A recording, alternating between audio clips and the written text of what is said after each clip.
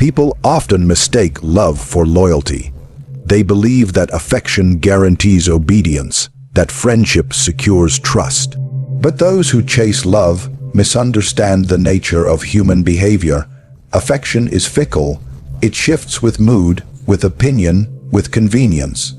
One day they praise you, the next they turn against you. Love in the hands of the masses is shallow and transactional. It vanishes at the first sign of discomfort. But fear is enduring. It does not rely on emotions. It relies on consequences. When a person fears losing what they value, they behave. They calculate their actions. They measure their words. They know there is a price to be paid for disrespect, and that knowledge restrains them. The truth is simple. People are more likely to obey the one they fear than the one they love. Love invites familiarity. Fear enforces distance, and distance creates reverence. Those who command respect do not concern themselves with popularity. They understand that the love of others brings no control, only illusion. When they adore you, they ask more of you. They expect favors. They feel entitled to your time, your energy, your forgiveness. But when they fear you, they hesitate. They restrain their demands. They lower their voice when speaking to you. Their behavior is shaped not by emotion, but by the presence of something stronger, your authority. The man who seeks to be loved softens his words. He hesitates to punish. He forgives too often. In time, he is seen not as a leader, but as a servant. His kindness is mistaken for weakness, and his generosity is treated as obligation. Slowly, he loses control. People forget his limits because he has none. They stop respecting him because he has given them no reason to fear him. But the one who chooses fear over love does not suffer this fate.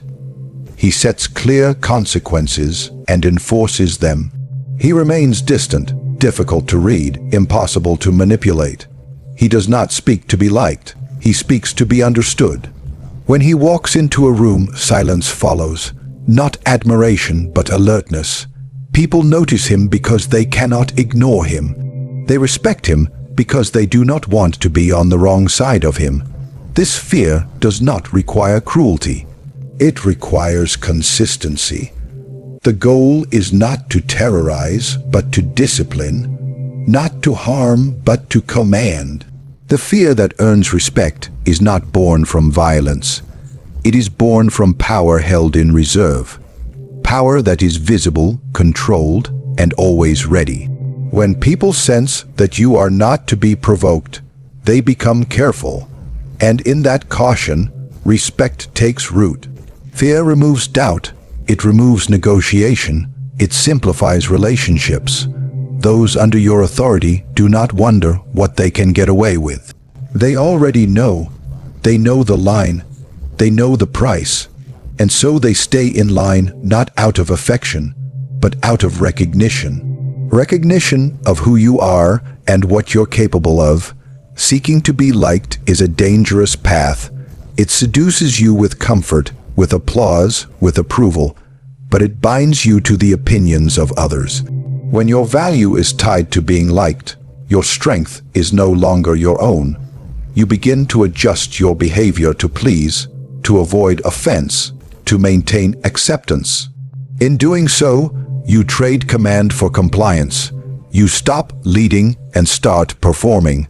The one who craves to be liked becomes a puppet, easily pulled by the strings of others' emotions. Respect, on the other hand, is not granted freely. It is earned through force of character, through unwavering conviction, through an unshakable presence. It demands no applause.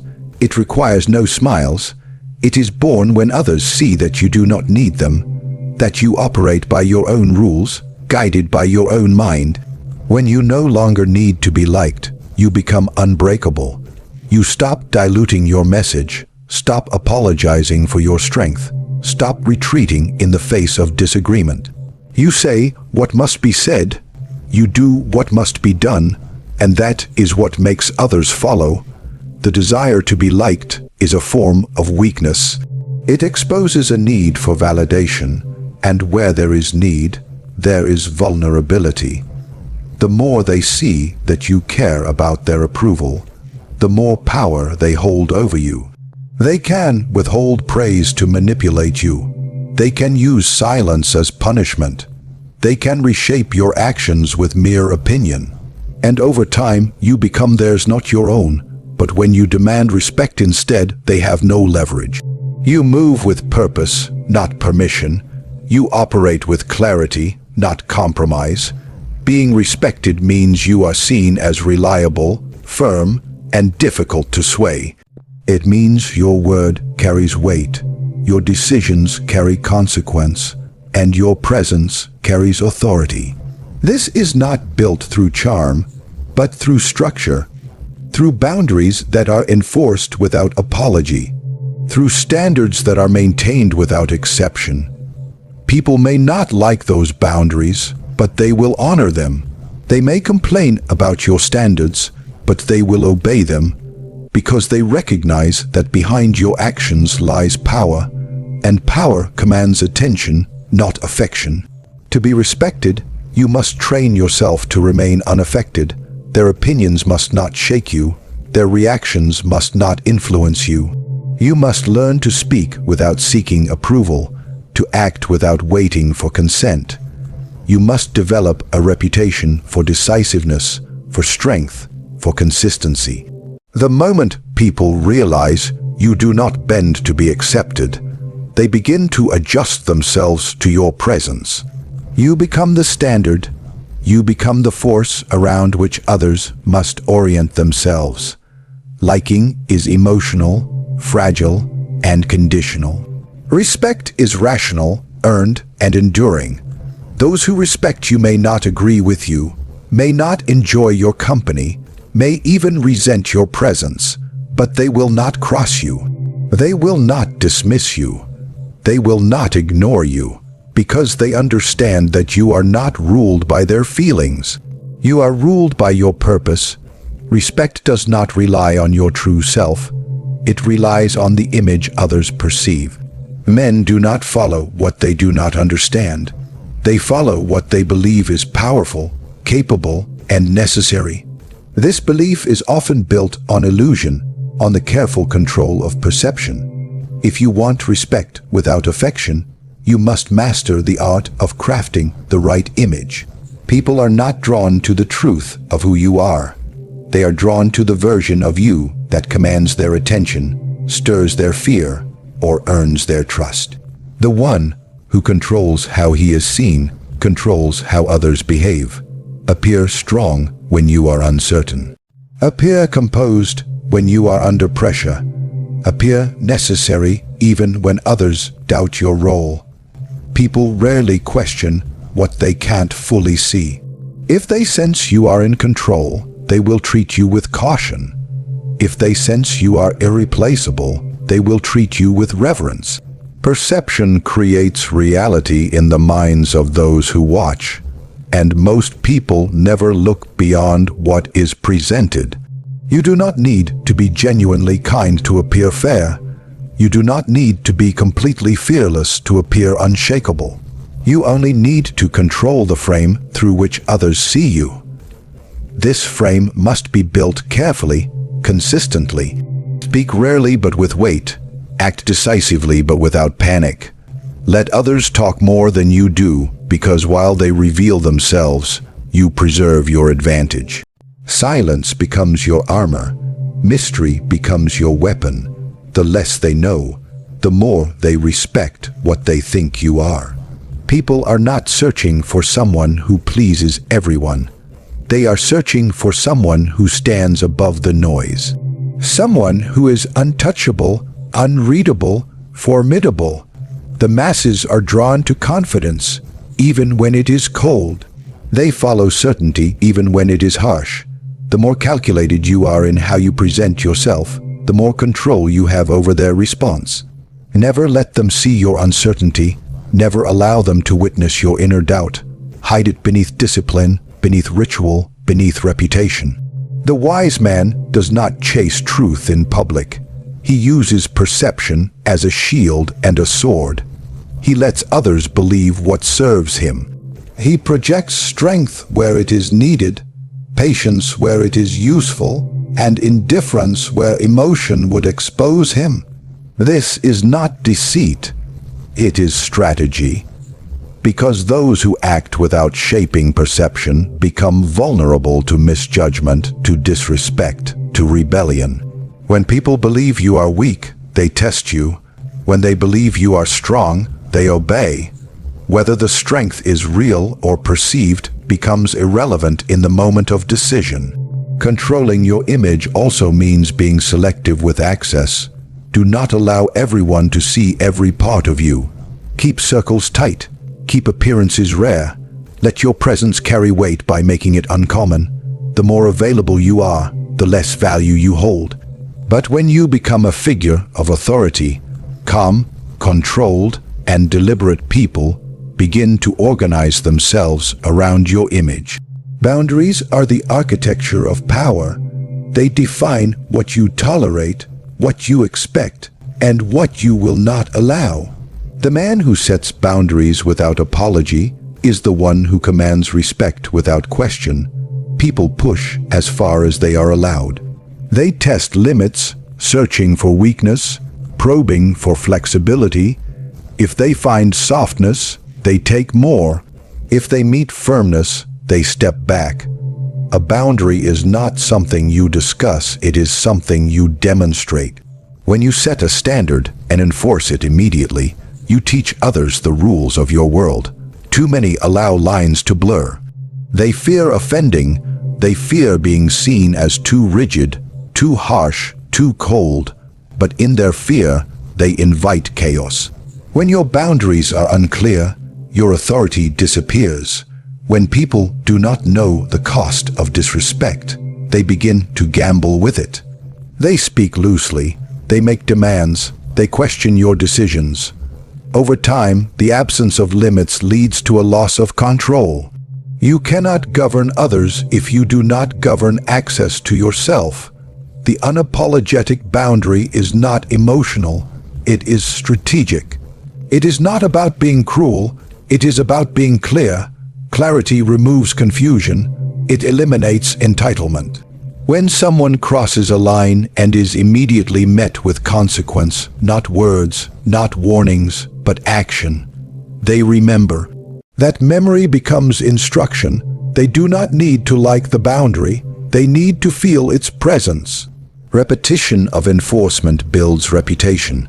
In time, you are no longer questioned. You are obeyed by default. Do not explain why your standard exists. Do not negotiate your threshold. The moment you begin to justify, you invite argument. Argument erodes authority.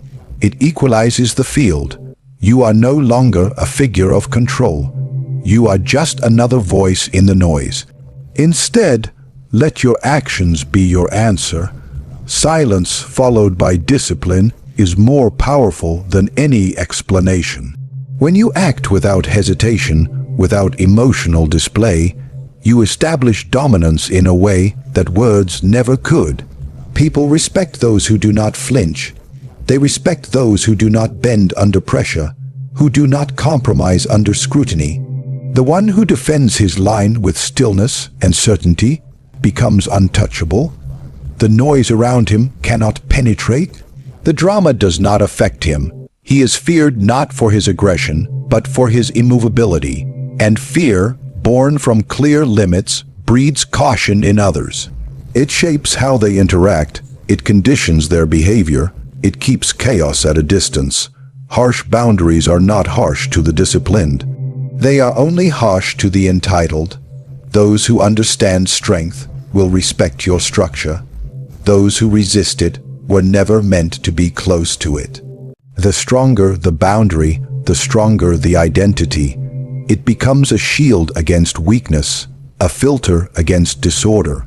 It ensures that those around you contribute to your power rather than drain it. You are not required to explain the design of your fortress. You are only required to defend its walls.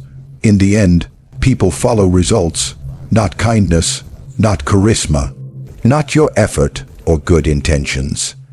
They follow the one who produces outcomes, who solves problems, who delivers solutions when others stall in discussion. Affection may win applause for a moment, but it does not guarantee loyalty, nor does it command obedience. Results, on the other hand, create necessity.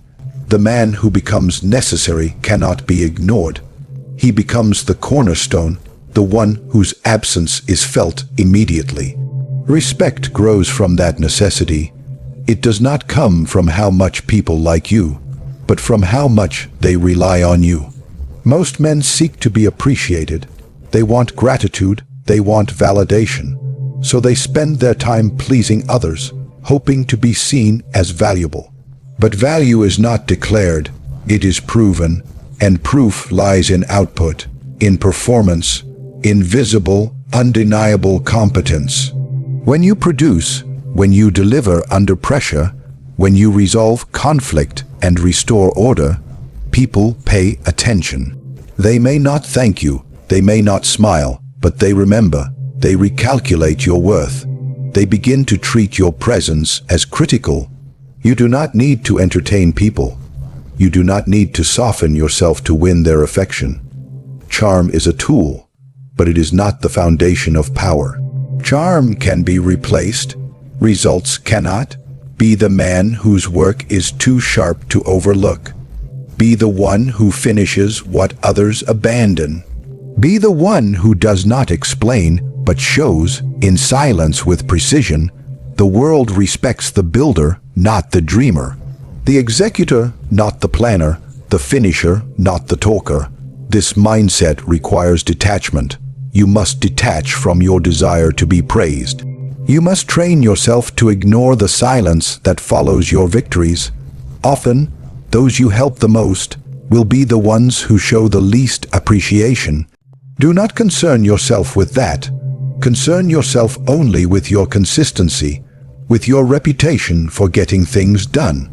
When others panic, act. When others wait, move. When others debate, decide. The ability to move forward while others hesitate is what sets you apart. Power is built through dependability. You do not need to speak loudly when your actions speak first. Those who witness your ability to turn pressure into results will adjust how they treat you. They will come to you when it matters. They will defer to your judgment when stakes are high. Not because they like you, but because they trust your outcome. That trust is not emotional. It is earned through time, through repetition, through a track record that cannot be denied. While others invest in relationships based on emotion, invest in utility, become useful, not in a submissive way, but in a way that makes your removal a threat to their order. Let your worth be felt in your absence. Let others fear what happens when you are no longer involved. Respect follows those who create results that no one else can. It is not about being noticed. It is about being essential. Respect is not granted through smiles, nor sustained through affection. It is forged in the fires of strength, consistency, and control. The man who seeks to be liked will always be adjusting himself, softening, bending, apologizing until there is nothing left of his authority. But the one who demands respect, who builds a reputation on discipline, who commands without pleading, becomes immovable. He is not loved by all, but he is feared by many and relied upon by all who understand power. Let them question your warmth, but never your resolve.